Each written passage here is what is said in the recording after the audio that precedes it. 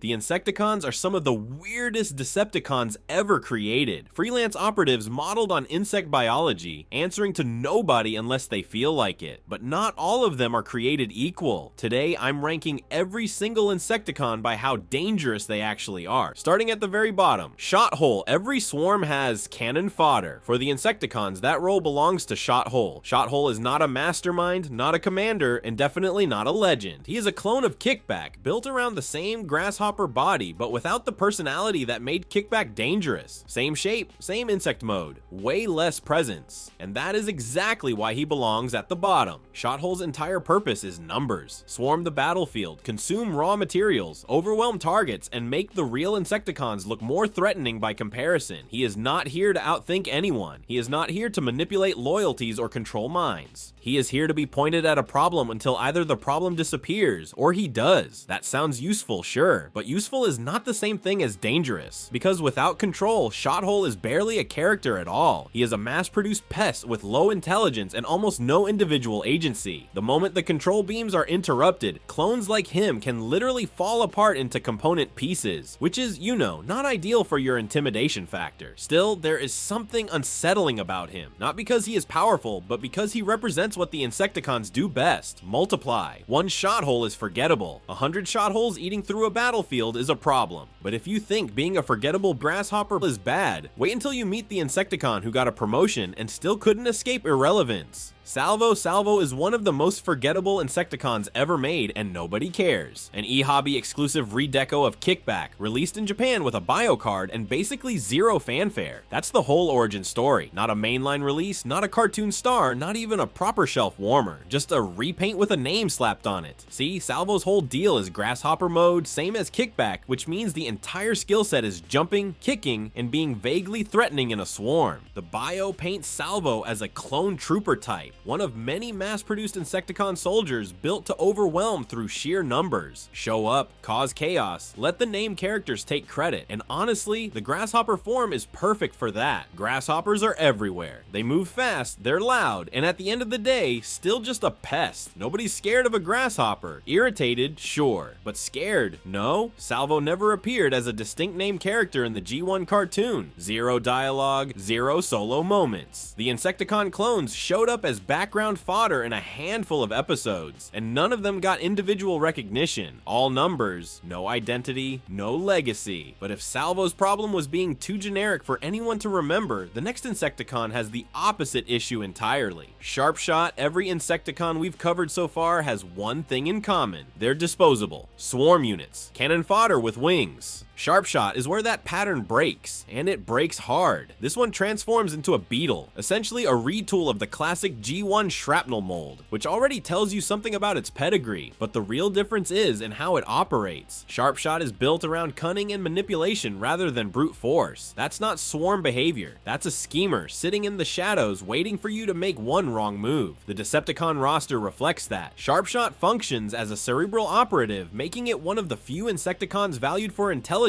rather than overwhelming numbers. While every other bug on this list exists to flood a battlefield, Sharpshot exists to manipulate, deceive, and control from behind the scenes. But here's where it gets interesting. Sharpshot doesn't serve Megatron out of blind loyalty, it serves its own interests. This is an Insecticon that actively schemes and plays politics within the Decepticon ranks, always angling for personal advantage. Not devotion, not programming, just self-preservation with ambition. You need someone undermined from the inside? Sharpshot's already 3 steps ahead. It doesn't need a swarm because it's not a swarm unit. It's an opportunist with leverage, and that distinction matters more than any weapon upgrade. But if Sharpshot represents the brains of the Insecticon hierarchy, the next one represents something far more blunt. Hardshell. You'd think a transformer who turns into a giant beetle would be memorable. You'd be wrong. Hardshell shows up in Transformers. Prime as the leader of the Insecticon hive, and honestly that sounds way more impressive than it plays out. He's big, he's armored, and his primary contribution contribution to the Decepticon cause is getting killed by Miko in a mech suit. A giant beetle warrior taken out by a teenage exchange student in a borrowed robot. I don't know what to tell you, he actually has a solid run before that. Hardshell nearly kills Bulkhead, putting him in critical condition for multiple episodes. He beats one of the Autobots so badly the show treats it like a season-long injury arc. For a brief window, Hardshell is legitimately threatening. Here's the thing though, the beetle form is genuinely fascinating from a design perspective. Real beetle species produce specialized defenders that sacrifice speed entirely in exchange for being biological walls. Hardshell is exactly that. Massive armor plating, built to take hits and keep standing. A living shield who actually manages to be dangerous, right up until the show decides he's done. Most of his screen time is spent either smashing Bulkhead or standing around looking menacing in a swarm, which is, you know, not ideal for building a fan base. But if Hardshell's problem is a short shelf life, the next Insecticon has the opposite issue. Ransack is impossible to ignore once you learn what a cockroach can actually do. Ransack. The cockroach is the single most unkillable organism on Earth. It can survive radiation levels that would liquefy human tissue, eat literal garbage, and thrive in conditions that would make every other living thing tap out. So naturally, the Transformers writers looked at that and said, yeah, let's make a Decepticon out of it. Ransack was one of the deluxe Insecticons, a subgroup that expanded the Insecticon roster beyond the original 3. His toy was a licensed mold from Bandai's Beatraz line, repurposed for the Transformers brand, and his whole deal is exactly what you'd expect from a giant robot cockroach. He's a scavenger. While the frontline Decepticons are out there fighting Autobots, Ransack is picking through the aftermath, stripping battlefields and toxic waste zones for anything useful. And here's where it gets interesting, because on paper, Ransack isn't a heavy hitter. He's not winning any fights against serious opposition. But the thing about being the guy who scavenges and redistributes materials is that suddenly everyone needs you. Ransack controls what gets salvaged. He decides what's worth keeping and what gets left behind. That's not muscle, that's leverage. The deluxe Insecticons never actually appeared in the G1 cartoon, which means Ransack exists almost entirely through his toy bio and scattered comic appearances. He's the quartermaster of the Insecticon world. Zero glory, zero screen time, and quietly more useful than half the Decepticons who actually got episodes. But if Ransack is the cockroach picking through the scrap, the next Insecticon is the one turning that scrap into weapons. Chop Shop, a praying mantis, is already one of the most unsettling things in nature. It's an ambush predator that decapitates its prey mid-meal. So naturally the Decepticons looked at that and said, yeah, let's make a robot version with multiple limbs designed for grabbing everything that isn't nailed down, which is, you know, not ideal for anyone with possessions they'd like to keep. But here's the thing about Chop Shop that makes him genuinely fascinating. His primary function is literally being a thief, not a warrior, not a tactician, a kleptomaniac.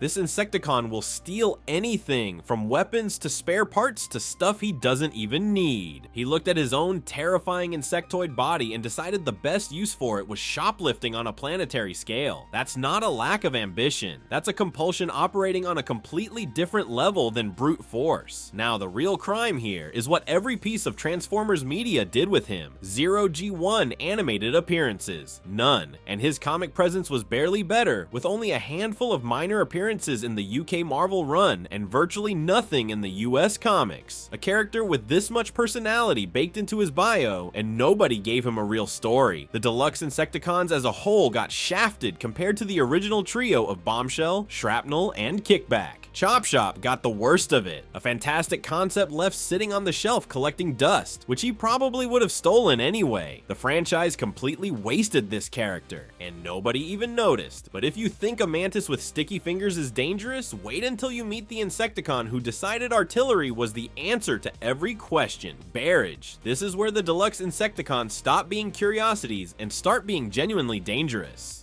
Barrage transforms into a rhinoceros beetle, which sounds quaint until you learn about the arsenal strapped to this thing. We're talking explosive charges fired from gun mounts and proton bursts from his antenna. That's not a bug with accessories. That's a walking weapons platform that happens to have 6 legs. And here's the detail that separates Barrage from every other deluxe clone. His official loadout includes a sonic rifle and an electro sword, meaning he's packing both ranged and close quarters options. Every other Insecticon tends to lean one way or the other. Barrage covers both angles. The alt mode is already a tank with a horn, and then you hand it a rifle and a sword on top of that. You can't outrange something that also wants to stab you. The tech specs back this up. Barrage has a strength of 9 and a firepower of 7. For a deluxe Insecticon, those numbers are absurd. Most of these guys were designed as expendable swarm units. Barrage is hitting like a frontline bruiser, different weight class entirely. Then there's the fact that Barrage barely shows up in the fiction. He never appeared in the G1 cartoon and had only limited Marvel comic appearances. A character this powerful on paper, and the writers basically left him on the shelf. This isn't a weak character being ignored. This is a genuinely dangerous asset that nobody bothered to deploy, which honestly makes him creepier. All that firepower just sitting there, unused. But if Barrage is the artillery, the next Insecticon is something far more insidious. Venom. Every Insecticon we've covered so far wants to destroy you. Venom doesn't. Venom wants to control you, and honestly, that's worse. Introduced in IDW's comics around 2007, Venom transforms into a centipede, which is already nightmare fuel before you even get to the abilities. That segmented body isn't just for show, it grants Venom ridiculous flexibility and speed in exactly the environments where most Transformers are completely useless. Underground tunnels, structural corridors, tight confined spaces where a bulky Decepticon warrior would get wedged like a cork in a bottle. Venom thrives there, moves through them like water through a pipe, but here's where it gets interesting. Venom's entire combat doctrine revolves around toxin delivery. Venomous strikes that incapacitate targets rather than killing them. Let that sink in for a second. Every other Insecticon on this list is built around some variation of destroy the thing in front of me. Venom looked at that playbook and said, no thanks, I'd rather have a prisoner. That's a philosophical break from traditional Decepticon thinking. Control over destruction, incapacitation over elimination. It's the difference between a soldier and an intelligence operative, and Venom operates firmly in the second category, and the loyalty angle only makes it creepier. Venom serves the Decepticon cause, sure, but not out of ideological devotion. This is a specialist who understands leverage. You don't develop a toolkit built entirely around paralyzing and subduing your enemies because you believe in Megatron's grand vision. You develop it because captives are currency, information, ransom, coercion. Venom gets that. Zero sentimentality beyond the mission objective. A centipede that poisons you, paralyzes you, and treats your unconscious body like a bargaining chip. Not ideal, but if you think a calculated poisoner is unsettling, wait until you meet the Insecticon that weaponized lightning, Zap Trap. Most Insecticons hit you with claws, mandibles, or missiles. Zap Trap hits you with 40,000 volts straight through its horns. And honestly, that's one of the most creative designs in the entire Insecticon roster. Originating as a 2015 BotCon exclusive repaint of Shrapnel, Zap Trap transforms into a beetle. A convention exclusive redeco doesn't scream legendary warrior, which is exactly why it catches people off guard. Zap Trap weaponizes those massive beetle horns, turning standard Insecticon anatomy into devastating electrical discharge points. The horns channel voltage directly into whatever poor soul gets too close. So your enemy sees another Beetle mode Insecticon, doesn't even register it as special, and then suddenly they're eating 40,000 volts through their chassis, which is, you know, not ideal. Here's the thing, no other Insecticon uses energy-based attacks derived directly from its alt mode anatomy like this. Every other unit on this list relies on physical weapons, brute force, or conventional firepower. Zap Trap pulls its combat ability straight from the horn structure of its Beetle form. That's genuine innovation, and it makes the character a sleeper threat that gets overlooked way too often. Being a BotCon exclusive means Zap Trap doesn't get the spotlight of mainline characters, but functionally it operates as a mid-tier threat. Not expendable cannon fodder, not a commander, dangerous enough to handle missions alone, clever enough to disguise its real power behind familiar insect anatomy. Purists will argue Zap Trap doesn't belong in classic Insecticon discussions since it's a convention exclusive born from a Shrapnel mold, but if we're ranking by how creative and genuinely threatening a design is, this beetle earns its spot. But if Zap Trap is the sleeper, the next entry is anything but. Let's talk about one of the original three, the Insecticon, whose power isn't violence at all. Kick back, now we're into the original trio, and the threat level jumps dramatically. Kickback transforms into a grasshopper, which sounds about as intimidating as a screen door, and that's exactly the point. See, Kickback's power isn't firepower or brute strength. It's persuasion. This Insecticon specializes in subtle manipulation, using charm, bribes, and blackmail to convince other Transformers to willingly defect to the Decepticon cause. Not through torture, not through brainwashing devices, through smooth talking so clean, the victim thinks switching sides was their own idea, which is, you know, not ideal. The grasshopper form plays directly into this. It looks harmless. Nobody sees a grasshopper and thinks that thing is about to dismantle my entire command structure from the inside. But Kickback did exactly that across the G1 cartoon and Marvel Comics run, showing up consistently in seasons 1 and 2 as the Insecticon you couldn't pin down, literally. Those enhanced jumping hydraulics in his grasshopper legs let him cover distances nobody could anticipate, making him almost impossible to corner. You can't catch what you can't predict. His official tech specs back this up, a skill rating of 9 and a speed rating of 9 out of 10. The guy is fast and he is sharp, which is exactly the combination you need for an infiltrator whose entire job is getting in, flipping loyalties and getting out before anyone noticed. Because here's the thing about Kickback's ability: you can rebuild after an explosion, you can repair a base, you can replace a weapon, but you cannot trust a soldier who might already be compromised. Every Autobot who ever stood next to a Kickback target had to wonder if their buddy was still their buddy. That kind of paranoia doesn't need a bomb to destroy an army, it just needs one conversation. But if you think psychological manipulation is bad,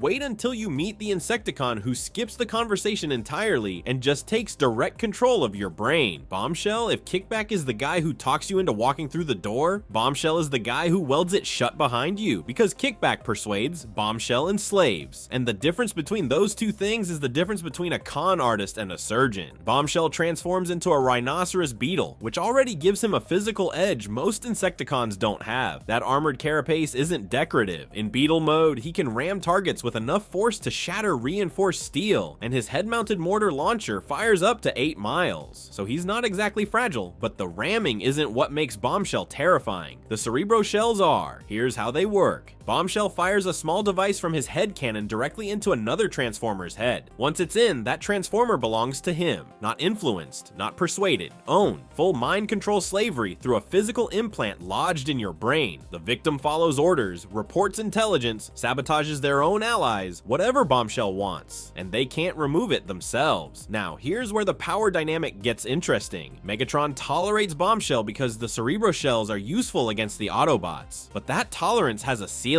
because if Bombshell ever decided to get ambitious, one relatively small Insecticon could build a private army inside the Decepticon ranks without anyone knowing until it was too late. Bombshell controls the implants control the soldiers, which means Bombshell essentially holds leverage over Decepticon operations whenever he feels like exercising. His tech specs rate his intelligence at 9 out of 10, and honestly that tracks perfect. Across the G1 cartoon and Marvel Comics run, Bombshell consistently demonstrates that he knows exactly how much power those shells provide. He's not loud about it, he doesn't need to be, but if you think one Insecticon with mind control implants is a problem, wait until you meet the one who can shut down every electronic device 3-mile radius. Shrapnel, every Insecticon on this list answers to one bot. This is him. Shrapnel debuted in 1985 as the leader of the original trio, and he transforms into a stag beetle. Cute one, a heavily armored electromagnetic nightmare of a stag beetle. He's the physically strongest of the three by a comfortable margin. Kickback manipulates, Bombshell enslaves, Shrapnel just picks you up and throws you through a building, and that's before he activates his actual ability. Here's where it gets terrifying. Shrapnel can generate electromagnetic waves powerful enough to disrupt any electronic system in his vicinity. Weapons offline, optics dark, comms dead. Every Transformer caught inside that range becomes a very expensive paperweight. His official tech specs are genuinely impressive across the board. Strength, firepower, endurance, all rated near the top. For a bot classified as a sub-faction grunt, those are numbers that put him shoulder to shoulder with frontline Decepticon warriors, which is, you know, not ideal for the chain of command. Shrapnel earned that reputation too. He's the most featured Insecticon across all G1 media, appearing more frequently in both the animated series and the Marvel comics than Kickback or Bombshell. Nobody else on this list comes close. But here's the thing that makes Shrapnel the perfect closer for this video. His electromagnetic ability is a doomsday button he can never fully press. An electronic shutdown doesn't discriminate between Autobot and Decepticon. Fire it in battle and you cripple your own side just as hard. That's mutually assured destruction, and Megatron knows it. That paradox is exactly why the Insecticons were never truly controlled. Shrapnel walks around with a weapon that could paralyze the entire Decepticon army, and everybody at the table knows it. You don't give orders to someone holding that kind of leverage. You negotiate. The Insecticons were never employees. They were always the ones holding the cards. If you enjoyed this video and want to see more, click the video on the screen now.